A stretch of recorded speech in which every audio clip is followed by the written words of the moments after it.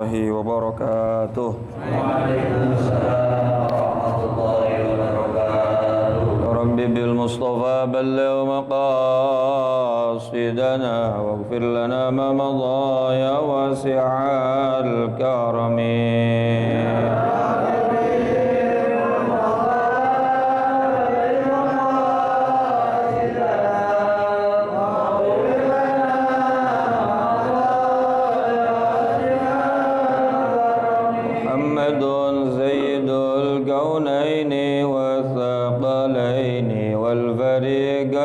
من عرب ومن عجم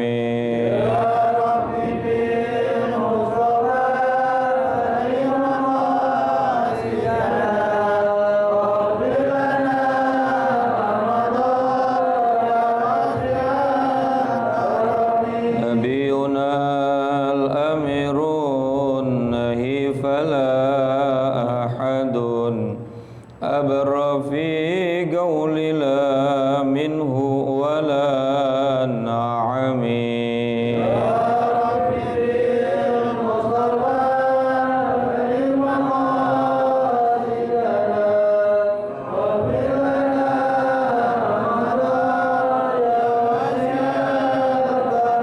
والحبيب الذي درجى شفاعته لكل هول من الأهوال مقدحم.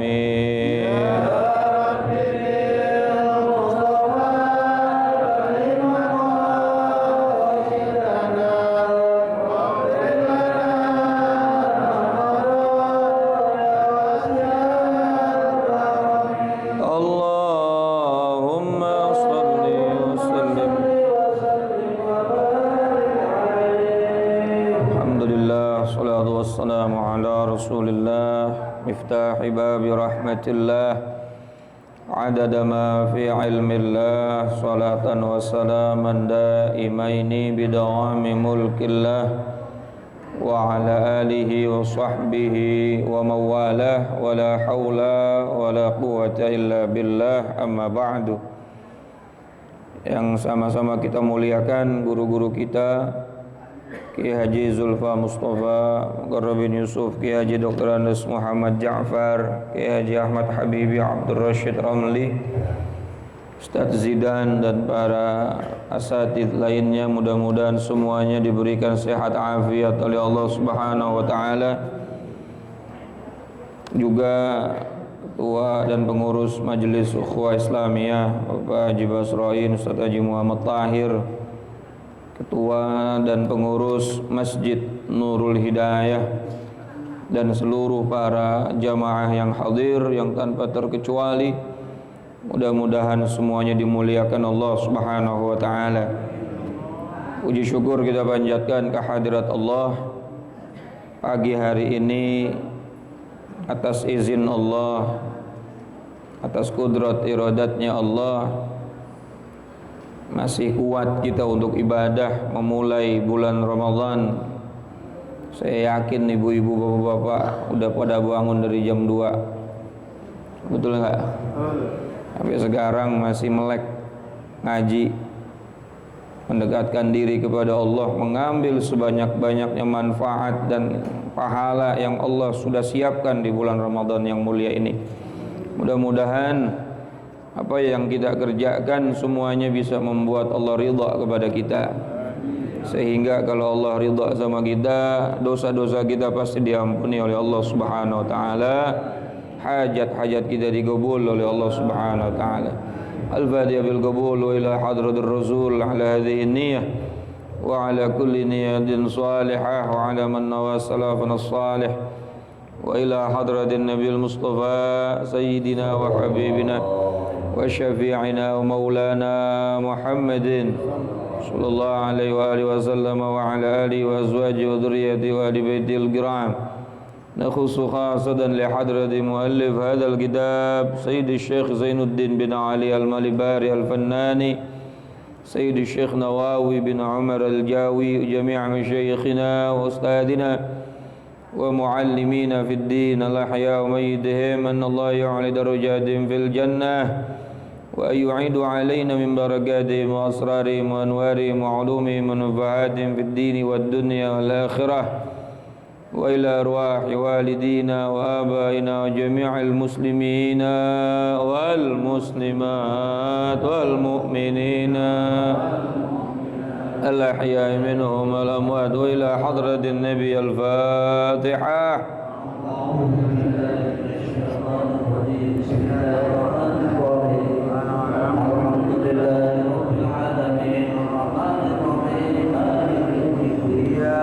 إياك نعبد وإياك نستعين اهدنا الصراط المستقيم صراط الذين أنعمت عليهم غير المغضوب عليهم ولا Rabbi ufirli wa liwalidayya amin. Semoga Allah ampuni dosa kita dan dosa kedua orang tua kita.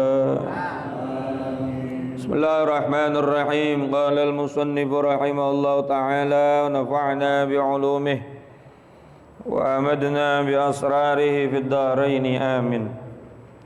45 bawah. Qala Rasulullah sallallahu alaihi wasallam, Rasulullah sallallahu alaihi wasallam bersabda, la tahasadu,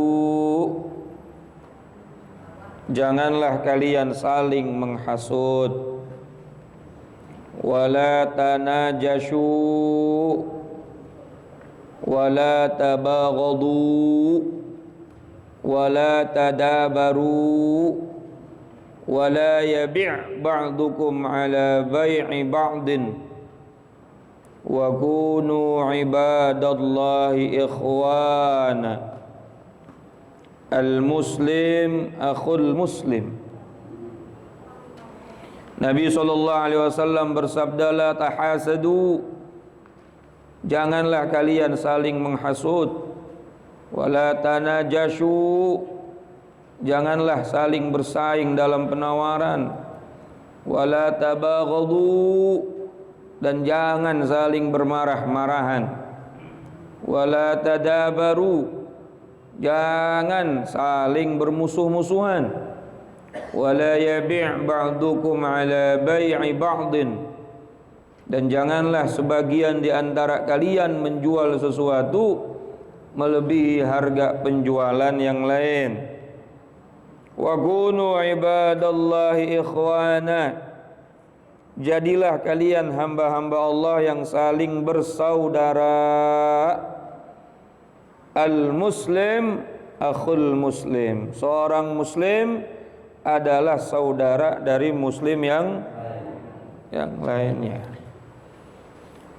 Wal makna, adapun makna hadis tersebut dijelaskan oleh Syekh Zainuddin dan Syekh Nawawi, la tatamannau zawalan ni'mah, maknanya jangan hasud itu artinya janganlah kalian berharap akan hilangnya nikmat anil ghair, dari orang lain. Kita ini kan kadang-kadang seneng kalau orang lain dapat sesuatu yang kagak ngenakin, tapi pusing kalau orang lain dapat nikmat. Itu namanya hasud.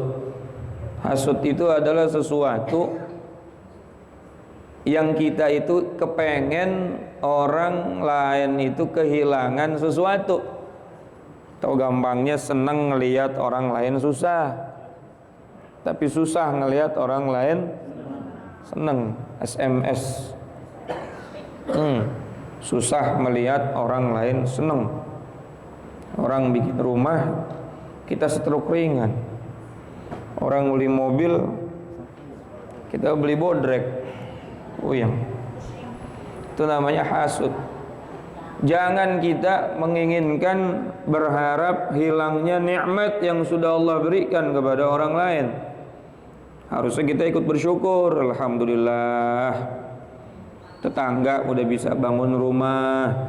Alhamdulillah, udah bisa kebeli mobil. Alhamdulillah, bininya nambah. Begitu. segala sesuatu nikmat yang Allah berikan kepada saudara kita, harusnya kita ikut bersyukur, bukan malah menginginkan nikmat itu hilang dari orang tersebut. Maka jika ada perasaan dalam hati kita kepengen nikmat yang Allah kasih sama orang Islam itu hilang, walhasil kita masuk dalam kategori orang yang hasud. Na'udzubillah min. Kemudian yang kedua, wala tazayyadu fi thamanil mabi' la li raghbatin fi syara'ihi bal li taghru ghairakum. Jangan terlalu berlebihan dalam menentukan harga barang penjualan. Orang jualnya sekian, kita turunin harganya jauh banget. Bukan karena kita senang ngejualnya, tetapi supaya orang lain terbujuk. Akhirnya yang lain kagak laku. Ya. Nah, ini jualan juga diatur nih sama Nabi SAW. Kalau kita pengen masuk dalam kategori orang yang beriman, yang dapat rahmatnya Allah Subhanahu Wa Taala, yang normal-normal aja dah. Ini orang udah cakep, harganya udah sama, kita turunin banget tuh harga, biar orang lain pada kebujuk. Akhirnya belinya sama kita, yang lain kagak laku. Wala yabghad ba'dukum ba'dha. Dan janganlah sebagian kamu membenci sebagian yang lain. Jangan benci kepada makhluknya, jangan benci kepada manusianya, jangan benci kepada personalnya. Kemaksiatan wajib kita benci, perbuatan zalim wajib kita benci, karena itu semua adalah hal-hal yang dimurkai oleh Allah. Tetapi yang dibenci maksiatnya, bukan orangnya, bukan personalnya. Ada orang tukang maksiat, ya kita benci sama maksiatnya, tapi sama orangnya kita tegur. Kalau dia butuh bantuan kita bantu. Ini mah kadang-kadang kita benci orang sampai ke tulang-tulangnya dibenci, sampai ke daki-dakinya kita benci. Kadang-kadang sampai kampung-kampungnya kita benci. Kita kan kagak tanggung-tanggung kalau ngomongin orang kampung sono mah begitu semua, masya Allah. Satu kampung kita omongin. Ya Allah. Jadi nggak boleh kita membenci manusia secara personal. Nggak boleh kita membenci manusia secara pribadi, secara individual. Yang dibenci adalah maksiatnya. Kalau kita bisa merubah kemaksiatan tersebut dengan tangan kita, maka rubahlah dengan tangan kita, dengan kekuasaan kita. Kalau bisa merubah dengan nasihat kita, rubah dengan nasihat kita. Kalau nggak bisa merubah dengan tangan, dengan perbuatan, dengan nasihat, maka minimal hati kita nggak ridho dan merasa benci dengan kemaksiatan tersebut. Ingat, yang dibenci maksiatnya, bukan orangnya. Saya sering kasih contoh, Rasulullah itu sama Abu Jahal mendoakan. Padahal Abu Jahal itu Masya Allah tuh. Pada saat Abu Jahal ditebas kepalanya sama Ibnu Mas'ud, Pak, pada saat perang Badar. Kan meninggalnya pada saat perang Badar. Meninggal apa mati ya? Yang benar meninggal apa mati, Pak? Mati. Orang inna sholati wa nusuki wa mahyaya wa mamati. Nggak ada wa meninggali. Ya, cuma orang Indonesia lebih halus pakai bahasa apa? Meninggal. Kalau kucing manusia, padahal bahasa Arab mati itu bahasa halus tuh. Wa mahyaya wa mamati. Ya Allah. Pada saat Ibnu Mas'ud akan menebas daripada lehernya Abu Jahal, Abu Jahal ngomong, bentar, jangan ente bunuh ane dulu, ntar dulu. Ane mau kasih pesan nama ente, kasih tahu sama Muhammad. Kasih tahu sama Muhammad, apa pesannya?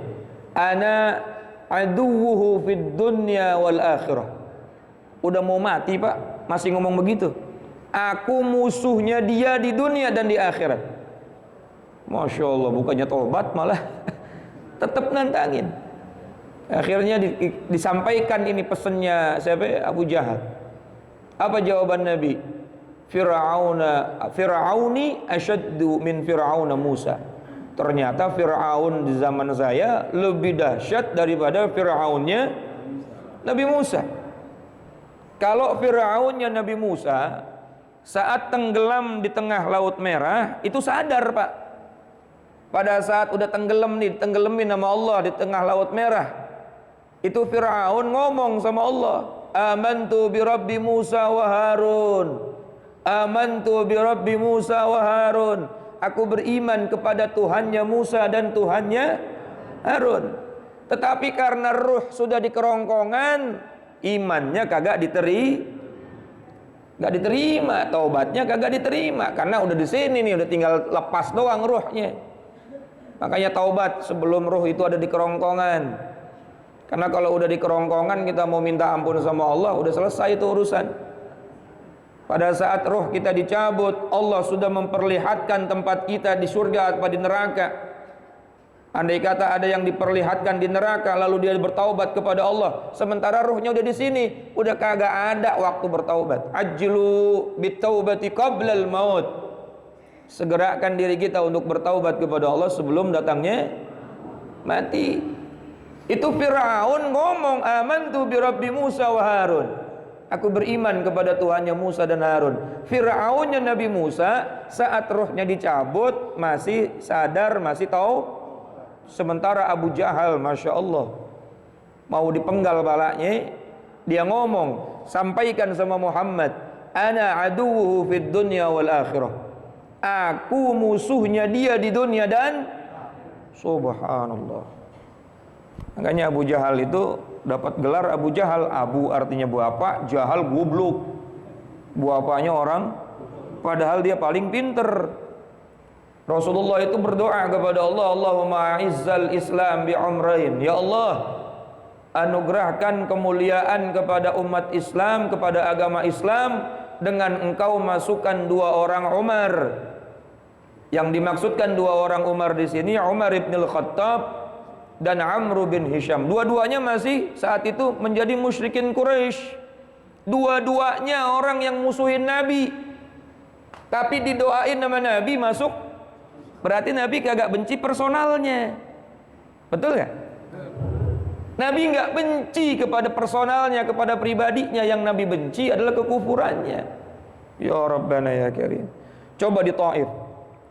Pada saat Rasulullah sebelum hijrah ke Madinah, beliau hijrah ke Taif, dilemparin batu, diludahin, dipukulin sampai berdarah Rasulullah SAW. Ditawarkan oleh malaikat, aku akan cabut ini yang namanya gunung yang paling besar di kota Taif sampai ke akar-akarnya, lalu akan aku lemparkan gunung ini kepada penduduk Taif sehingga mereka semua binasa. Itu tawaran malaikat. Tapi Rasulullah berkata, jangan. Aku justru berharap kalau hari ini dia nggak mau terima dakwah aku berharap nanti anaknya nggak mau terima, aku berharap cucunya. Jangan dibinasain, biar ada keturunannya. Lalu Rasulullah berdoa, Allahumma hdi qaumi fa innahum la ya'lamun. Ya Allah, berikan hidayah, petunjuk kepada kaumku, sesungguhnya mereka tidak tahu. Hebat Nabi. Nabi nggak benci, walaupun Nabi ditolak, Nabi diludahin. Masya Allah. Kira-kira kita bisa nggak kayak gitu, Pak? Ini bulan puasa nih. Insya Allah. Ya Allah. Kira-kira Bapak ada yang fitnah, tiba-tiba datang orang bantuin Bapak. Itu orang yang fitnah Bapak. Mau saya apain nih? Mau saya tabrak pakai odong-odong? Udah sikat aja, habisin lah. Masya Allah. Kalau kita begitu. Tapi Nabi enggak, Nabi maafkan. Pak, ada cerita sahabat. Ini mumpung masih temanya jangan hasud, jangan benci sama sesama manusia ya Pak ya, biar ibadah kita diterima oleh Allah. Ada seorang sahabat Nabi, Pak. Setiap beliau ketemu sama Rasulullah, Rasulullah selalu berkata, ini ahli syurga. Ini ahli syurga. Ketemu lagi di pasar sama sahabat yang lain, para sahabatku, kalau kalian ingin melihat ahli syurga, ini orangnya. Ketemu di masjid, beliau katakan lagi begitu, kalau kalian ingin melihat ahli syurga, dia orangnya nih. Sahabat yang lain cemburu, Pak, bukan iri, bukan. Beda nih cemburu sama iri. Kok dia doang sih yang dibilang ahli surga, kita kagak nih. Ya, itu namanya apa? Cemburu. Cemburu dalam urusan agama boleh. Kok dia bisa ya? Sedekah begitu banyaknya, kalau saya kagak. Nah, boleh begitu tuh. Ini mah cemburunya dalam urusan dunia mulu. Kapan gue bisa punya rumah kayak dia ya? Kalau cemburu dalam urusan agama, cakep. Kapan saya bisa taraweh 23, tambah lagi tahajud, tambah lagi baca Quran khatam satu malam, kan begitu. Ini mah baru juga 10 menit huruf alif udah goyang. Belum tidur. Masya Allah. Akhirnya Abdullah ibnu Umar, anaknya Sayyidina Umar ibn al-Khattab. Saya boleh ya Pak sambil merem ya Pak? Belum tidur dari kemarin. Masya Allah, ya Rabbana ya Karim. Abdullah ibnu Umar akhirnya datang ke rumah sahabat yang ditunjuk sama Nabi sebagai ahli surga ini. Dia pengen tahu amalannya apa sih? Keponya bukan kepo dunia, Pak. Tahu kepo nggak? Kepo itu pengen tahu gitu. Kalau kita kan pengen tahunya urusan apa dunia. Dia punya mobil, kerjanya apa sih? Gajinya berapa sih? Urusan kita, kalau keponya kita kayak gitu. Kalau para sahabat pengen tahu ibadahnya bagaimana, sampai dia dibilang ahli surga. Sampai akhirnya Abdullah bin Umar ini mampir ke rumah orang tersebut, bahkan dia minta izin bermalam sampai 3 hari. Bermalam sampai berapa hari, Pak? 3 hari. Karena dalam ilmu fikih kita itu maksimal boleh bermalam di rumah orang lain itu hanya batas waktunya berapa hari? Nggak boleh lebih dari 3 hari. Kalau lebih dari 3 hari ngontrak namanya. Nggak kesian tuan rumahnya. Ya ngekos. 3 hari diliatin aktivitasnya apa, hari-harinya bagaimana. Ternyata 3 hari kagak nemu yang istimewa. Sholatnya biasa, subuh 2 rakaat kagak nambah. Maghrib juga 3 rakaat, dia kagak tambahin. Baca Qur'annya sama kita ini 30 juz. Kirain ada tambahan juznya gitu. Ternyata dilihat-lihat semua ibadahnya kagak ada yang istimewa, biasa-biasa aja. Ukuran biasanya sahabat beda sama ukuran biasa kita nih, Pak. Biasanya sahabat istimewa. Cuma bagi Abdullah bin Umar biasa. Akhirnya dia tanya, wahai sahabatku, sesungguhnya aku kesini itu cuma pengen tahu ibadah kamu tuh kayak bagaimana. Sampai Rasulullah setiap ketemu kamu selalu dibilang ahli surga. Kami pengen tiru, pengen cari tahu ibadah kamu yang istimewa sehingga bisa kami tiru. Lalu kami bisa menjadi ahli surga juga, seperti kamu disebutkan oleh Nabi sebagai ahli surga. Maka jawaban sahabat tadi apa? Ibadahku biasa aja, sama seperti kalian. Sholatku biasa, puasaku biasa, baca Qur'anku biasa. Tetapi ada satu amalan yang tidak pernah aku tinggalin. Setiap malam sebelum aku memejamkan mata. Apa amalannya? Ya Allah, jika hari ini ada orang yang menyakiti aku, maka demi Allah aku ikhlas dan aku maafkan dia. Tuh, dia nggak bawa tuh yang namanya marah sampai besok. Hari itu dia sudah berikrar, saya maafkan orang-orang yang menyakitiku. Dan jika hari ini saya bersalah kepada orang lain, ya Rabb, tolong maafkan dan ampuni aku. Ternyata ini yang bikin dia sebagai ahli surga. Jadi ntar malam kalau mau tidur begitu doanya. Bukan cuma bismika Allahumma ahya bismika amut. Ya Allah, tadi tetangga mau nyong sama saya, ya Allah, udah saya maafin ya Allah. Kalau perlu besok saya beliin rendang. Ahli surga tuh. Betul apa kagak? Nah, jangan dibawa-bawa, lama banget kita marah sama orang. Akhirnya kalau udah dendam jadi apa? Hasud. Kan kemarin kita bahas tuh ya. Hasud itu sumber awalnya dari marah yang menjadi dendam. Kalau sudah dendam, benci kepada orang lain, maka akan menjadi hasud. Hasud itu ketika kita ngelihat orang yang kita benci dapat nikmat, kita kagak suka. Ketika ada orang dapat nikmat kita kagak demen, maka kita namanya hasud. Itu bisa terjadi karena kita dendam. Dan dendam itu bisa timbul karena marah yang berkepanjangan. Makanya jangan lama-lama marahnya. Enak kalau kelar ngaji salam Salaman. Ukhuwah doang yang rekor ya, walaupun Covid salaman terus. Subhanallah, hebat, yakin, luar biasa. Tauhidnya tinggi-tinggi. Masya Allah, tapi alhamdulillah sehat semua ya. Karena kata Nabi, ma min muslimaini yaltaqiyani fayatasafahani ghufira lahu qabla an yatafarraqa. Dua orang mukmin bertemu kemudian dia bermusafahah, bersalaman, berjabat tangan, maka Allah mengampuni dosa keduanya sebelum jabatan tangannya lepas. Ya Allah, enak apa kagak itu? Enak, sebelum jabatan tangan kita lepas Allah ampunin dosa kita. Apalagi saling memaafkan, apalagi saling menghalalkan, hati nggak ada rasa benci. Kan beda tuh, salaman sama orang yang masih benci sama yang kagak kan beda, betul apa kagak? Nah, minta maaf dari hati sama yang minta maaf udah maafin gue dah, beda tuh rasanya. Nah oleh karena itu ayo jangan sampai terlalu lama benci. Wala yu'rid ba'dukum an ba'din karahatan lahu. Jangan pula sebagian kamu berpaling dari sebagian yang lain karena benci. Jangan gara-gara satu sebab masalah sepele urusan dunia gak ngaji. Betul apa kagak? Kagak jamaah bareng-bareng lagi, kagak kumpul di tempat-tempat mulia. Kenapa sih kagak kumpul lagi? Males gua ada dia. Nah, kalau kita baca kitab Kifayatul Atqiyah itu namanya riya. Namanya justru disebut syirik, orang menyekutukan Allah ketika dia beramal karena manusia. Amalun li ajlin nasi syirkun. Itu kata kitab Kifayatul Atqiyah. Beramal ibadah karena manusia itu hukumnya syirik. Berarti dia punya tujuan selain Allah, yakni wah, ada mitoha nih, ada mertua nih, mau bagi-bagi warisan, dia sholat dah. Syirik dia tuh. Wa tarkuhu huwa riya, dan meninggalkan ibadah karena manusia hukumnya riya. Lu kenapa kagak sholat jamaah? Ada ono, males gua. Riya nah, dosa juga tuh. Kenapa kagak ngaji lagi? Ada dia, gua bete banget ngeliat mukanya, empet banget dah. Ya, berarti ninggalin ibadahnya karena itu juga dosa.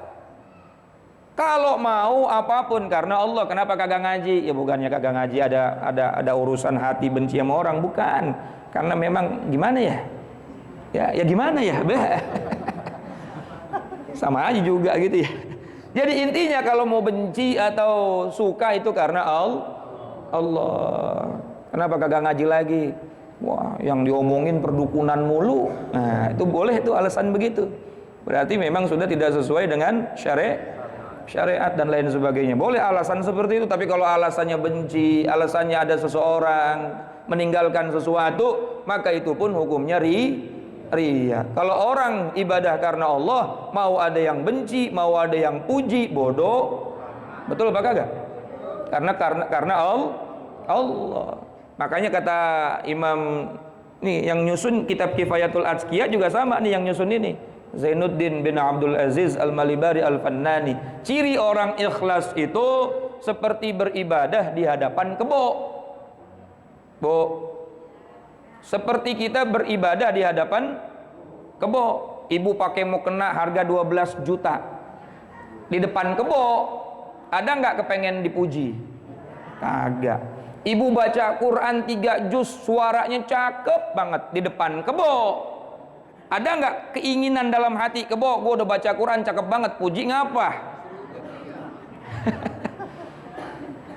Nah jadi nggak ada tuh keinginan mau dipuji sama orang, mau dibenci orang, bodoh amat, yang penting tujuan saya lillahi ta'ala. Maka orang yang ikhlas insya Allah nggak surut dengan apapun keadaannya, betul nggak? Tapi tidak menutup kemungkinan, tidak menutup diri dari kritik, dari saran orang. Kalau salah ya kita terima salah untuk memperbaiki diri, tapi bukan membenci. Hadirin ma'asyiral jamaah yang dirahmati Allah. Maka jangan kita berpaling dari manusia sebab karena kebencian. Biasa ajalah, hidup cuma sebentar. Takutnya kalau kita terlalu benci sama orang lain, nanti orang yang kita benci itu yang nyolatin kita waktu kita mati. Betul kagak? Yang kita benci orang yang ngafanin kita. Apa kagak malu kita? Yang kita benci orang yang nahlilin kita. Wah, benci banget kita hidup, yang nggak taunya waktu kita mati yang ngurusin jenazah kita orang itu. Makanya biasa-biasa saja. Hub habibaka haunamma, cintai kekasihmu biasa-biasa saja. Asa ayyakuna ghadibaka yaumamma, bisa jadi nanti di hari yang akan datang dia menjadi musuhmu. Betul nggak? Dan bencilah musuhmu biasa-biasa saja, bisa jadi nanti di hari yang akan datang dia akan menjadi biasa-biasa saja. Hidup mah bioskop aja. Benci, rindu, cinta biasa saja, kecuali kepada Nabi dan kepada Allah. Silahkan itu sepuas-puasnya, semaksimal mungkin. Tetapi selain itu biasa-biasa aja. Wala yakul ba'dukum limushtari sil'atin, dan jangan sebagian kamu berkata kepada orang lain yang membeli barang dengan dalam masa tawar menawar. Ada masa tawar menawar nih, orang lagi DP. Dia lagi DP-in mobil orang atau DP barang apalah begitu. Kita datang tuh, kita bujuk-bujukin. Lu berapa sama dia? Harganya, dealnya berapa? 1 juta. Nah, sama gua deh 750.000. Udah di DP orang sampai kagak jadi. Nah, itu juga termasuk hal yang diharamkan oleh Allah Subhanahu wa ta'ala. Jangan, termasuk orang yang sudah dilamar, ya nggak boleh tuh ditawar-tawarin lagi sama orang lain, kecuali kedua belah pihak sudah membatalkan khitbahnya, lamarannya. Begitu pula dalam urusan perdagangan, kecuali kedua belah pihak sudah membatalkan dalam masa penawaran. Tapi orang yang jadi provokatornya dosa tuh, akhirnya kagak jadi. Ya Rabbana ya Karim. Wa ta'atu ya ibadillah, wa ta'atu ya ibadillah, dan saling berbagilah wahai hamba-hamba Allah. Ma tasiruna bih, dengan apa yang akan menjadikan seakan-akan kalian itu auladu rajulin wahidin, seakan-akan kita ini anak dari satu orang yang sama. Kita ini orang Islam, kata Nabi, ayo saling berbagi, saling berbelas kasihan, seolah-olah kita adalah saudara dari satu bapak yang sama. Masya Allah. Coba Bu, Pak, kita kalau ngerasa saudara dan satu kandung, kira-kira tega nggak kita nyakitin orang tersebut, saudara kita sendiri? Tega nggak ngelihat orang Islam lainnya kelaparan kira-kira? Tega nggak kira-kira kita ngelihat mereka kesusahan? Kagak, karena kita ngerasa mereka adalah saudara kan, bahkan lebih daripada saudara kandung. Kama annakum ibadu rabbin wahidin, sebagaimana kalian adalah hamba dari Tuhan yang satu. Kita ini hamba, kita ini makhluk ciptaan Allah yang satu, sumbernya satu, yang menciptakan kita satu, yakni Allah. Fa innal muslim akhul muslim, karena sesungguhnya orang muslim adalah saudara dari orang Islam yang lain. Fid dini, di dalam agama, lebih daripada ikatan darah. Akhul muslim, al muslim akhul muslim, muslim satu dengan muslim yang lainnya adalah saudara di dalam beragama. Masya Allah. Wa anil Hasan bin Ali, ada hadis yang diriwayatkan dari cucunya baginda Nabi sallallahu alaihi wasallam, yakni Sayyidina Hasan bin Ali karramallahu wajhah. Jadi Nabi punya cucu Hasan wal Husain, cucu dari putrinya Rasulullah yang bernama Sayyidatuna Fatimatuz Zahra. Punya suami keponakan sepupunya Nabi, yaitu Sayyidina Ali. Lalu punya anak namanya Hasan wal Husain. Sayyidina Hasan meriwayatkan sebuah hadis bahwa Rasulullah sallallahu alaihi wasallam bersabda, al-ghillu wal hasadu, orang yang senantiasa punya dendam di dalam hatinya, wal hasadu, dan orang yang selalu punya rasa dengki di dalam hatinya, yakulanil hasanati, itu dapat memakan kebaikan-kebaikan ibadahnya, kama takulun narul hatab, sebagaimana api yang memakan habis kayu bakar. Kita ibadah tapi masih benci sama orang, masih dendam sama orang, masih hasud sama orang, itu ibadah kita pahalanya udah dikasih sama Allah, tapi ama dendam dan hasud yang masih ada dalam hati kita diambil seperti api yang dibakar, yang membakar kayu bakar, habis semuanya tuh. Akhirnya kita ibadah kagak dapat apa-apa. Allah udah ngasih pahala, kalau sholatnya bener dapat paha, kalau puasanya bener dapat paha, tapi gara-gara masih punya dua penyakit tadi itu, penyakit dendam sama penyakit hasud atau dengki, akhirnya penyakit ini seperti api yang makan kayu bakar. Pahala kita habis tuh gara-gara sifat dengki, pahala kita habis gara-gara sifat dendam. Oleh karena itu capek dah kita hidup, betul apa kagak? Kalau masih punya sifat dendam sama orang yang kita dendemin lagi ngorok, orang yang kita dengkiin, yang kita omongin sampai kita ngomong monyong-monyong, masya Allah, ngomongin orang itu sampai monyong-monyong, sampai muncrat kemana-mana tuh ngomongnya tuh, wah amit-amit gua mau kenal sama dia, yang diomonginnya lagi ngopi, capek kita, udah gitu pahala kita habis gara-gara sifat tersebut. Nah ini momentum Ramadan, mudah-mudahan bisa membuat hati kita ini baik, bersih, terutama yang ngomong. Kalau saya mah cuma baca doang nih, yang ngomong terutama mit lu. Jangan sampai punya sifat dengki dan dendam kepada sesama enak kalau orang udah kagak punya sifat kayak begitu, kemana-mana ngopinya enak, betul nggak? Di sini betah ngopi lama, di sono betah ngopi lama, di sini enak. Coba kalau punya sifat dendam sama dengki, baru juga seseruput, males gua ada dia. Ketemu di sono ada orang itu, males lagi. Akhirnya kemana-mana kagak nyaman. Oleh karena itu mudah-mudahan Allah Subhanahu Wa Taala perbaiki hati kita, supaya apa? Allah memberikan rahmat kepada kita, memberikan fadilah dan pahala yang besar kepada ibadah kita, sebab hati kita bersih dari dua penyakit yang bahaya ini, yakni penyakit dendam dan penyakit dengki. Amin ya rabbal alamin. Udah sampai sini aja Bu ya, mudah-mudahan bermanfaat, kurang lebihnya mohon maaf. Assalamualaikum warahmatullahi wabarakatuh.